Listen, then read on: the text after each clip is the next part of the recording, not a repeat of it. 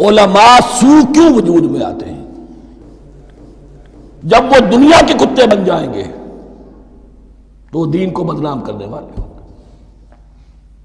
بظاہر دینی مناسب ہیں لیکن اصل میں ان کے پردے میں دنیا داری کی جا رہی ہے، صبر نہیں، بس صبر کے ساتھ اور نماز کے ساتھ۔ اس لیے کہ آپ صحیح راستے پر آئیں گے۔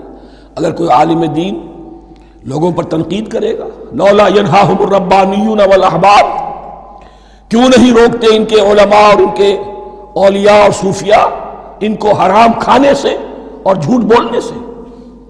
اگر کوئی شخص روکے گا اس کو پھر نذرانے تو نہیں ملیں گی، اس کی خدمتیں تو نہیں ہوگی۔